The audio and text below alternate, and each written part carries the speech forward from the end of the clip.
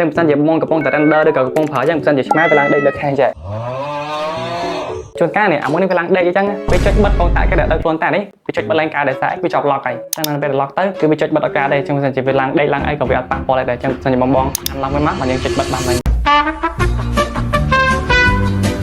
វាសួរបងថ្ងៃនេះមាន PC មួយគ្រឿងចង់ធ្វើការបង្ហាញទៀតហើយម្ដងឃើញពួកយើងអាសាបង្ហាញទៅលើ gaming PC ច្រើនប៉ុន្តែ PC សម្រាប់យកធ្វើការដូចអត់សូវបានថតបង្ហាញបងទេហើយថ្ងៃនេះយើងមានមួយគ្រឿងចឹងហើយក៏ឆ្លៀតថតបងមកឲ្យហ្មងទៅឃើញបងចឹងឲ្យកុំឲ្យខាតពេលយើងចូលទៅដល់ spec ហ្មងទៅសម្រាប់ CPU របស់គាត់គឺយើងប្រើជាមួយនឹង CPU Core i7 របស់គាត់នេះគឺ Core i7 ចំនួន14អានេះ 14700KF ហើយយើងប្រើជាមួយនឹង Liquid Cooler ថ្ងៃហ្នឹងដែរថាតានេះមិនសិនធ្វើការទេអត់ត្រូវការចាំបាច់ដាក់ហូបដាក់អីស្អាតយើងដូចមិនសិនដល់ gaming ទេថ្ងៃហ្នឹងយើងប្រើជាមួយនឹង board TUF បង Triple TUF Gaming B760M Plus Wi-Fi អានេះបងធ្លាប់ឃើញយើងប្រើពីមុនហើយសេរីពួកហ្នឹង spec វាមកដឹងហើយសារតានេះវាខុសត្រង់ថា Wi-Fi 2នេះប្រើមួយ Wi-Fi 6E ហើយសេរីពួក board DDR5 ពេលយើង DDR5 ហ្នឹងនៅឃើញរឿង RAM ម្ដងបងអាសាឃើញថាមិនសិនធ្វើការយើងរៀបពីមុនវាមាន RAM 32 RAM 64អញ្ចឹងណាតែថ្ងៃនេះបងឃើញចឹងយើងប្រើតែម្ដងទេម្ដង 16GB ទៀតដោយសារតែបងដឹងស្រាប់ហើយថាមួយរយៈក្រោយហ្នឹងគឺ RAM ឡើងថ្លៃខ្លាំងមែនតើហើយនៅមួយនៅនេះអត់សូវ recommend ឲ្យភ្ញៀវប្រើ RAM ច្រើនទៅផងដោយសារតែក្នុងកន្លងពេលឥឡូវហ្នឹងគឺ RAM ឡើងថ្លៃខ្លាំងហើយនៅមួយផ្សេងយើងដាក់ច្រើនទៅភ្ញៀវអ្នកមកក្រោយគាត់អត់អញ្ចឹងទៅតើយើងចាយគ្នាប្រើសិនព្រោះឥឡូវកំពុងតែខ្សត់ RAM មែនតើហើយ RAM ឡើងថ្លៃទៀតហើយ storage វិញយើងប្រើជាមួយនឹង M2 អានេះគឺ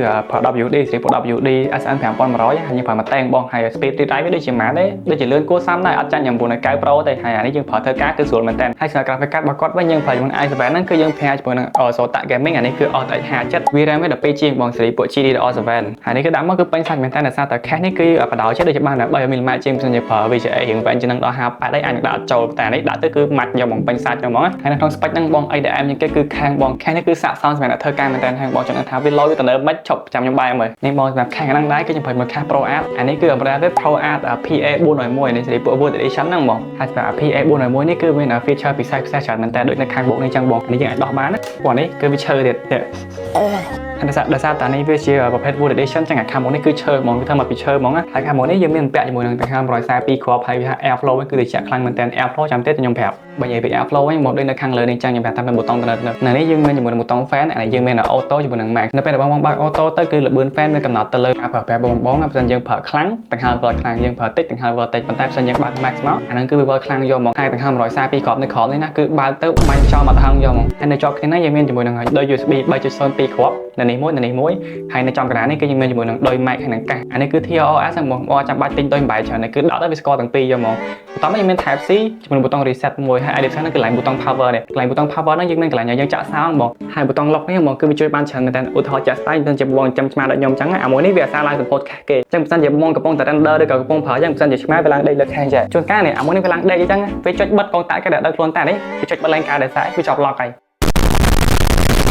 ចឹងនៅពេល lock ទៅគឺវាចុចបិទឱកាសដែរចឹងបើសិនជាវាឡើងដេកឡើងអីក៏វាអត់ប៉ះពាល់ដែរចឹងបើសិនជាបងអាន lock វិញមកយើងចុចបិទបានវិញហើយសម្រាប់នៅខាងក្រោយនេះក៏មាន feature ពិសេសហ្នឹងបងដូចថាយើងមានប៊ូតុងចុចចឹងណាអាកន្លើនេះម្ដងយើងមានកាប់យើងមានមូសខ្សោយតានេះ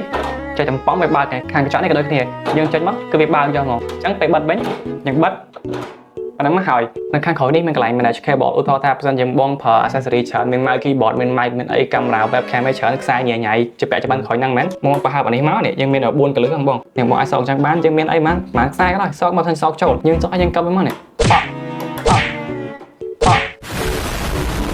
មានខ្សែប្រហែលគឺយើងអាចដាក់ទៅកុំឲ្យទៅពេលលាញ៉ៃទៅបានព្រោះខាងក្រោយយើងមើលទៅយើងមើលខាងមុខដែរតែប្រហែលយើងទៅក្រោបយើងតែស៊ីសងនៅមកចាស់រៀបទេអូខេបងចឹងវីដេអូមានតែប៉ុណ្្នឹងទេគាត់ចាំមកបង្ហាញ PC សម្រាប់ធ្វើការចឹងណាព្រោះអីមានបងសួរអត់ដែរហើយផ្សេងថ្ងៃមកទៅយើងមាន PC ធ្វើការឬក៏ PC gaming ខ្លះៗទៀតចាំយើងថតជូនបងទស្សនាទៀតចឹងហើយអរគុណច្រើនជួបគ្នាវីដេអូក្រោយបាយបាយ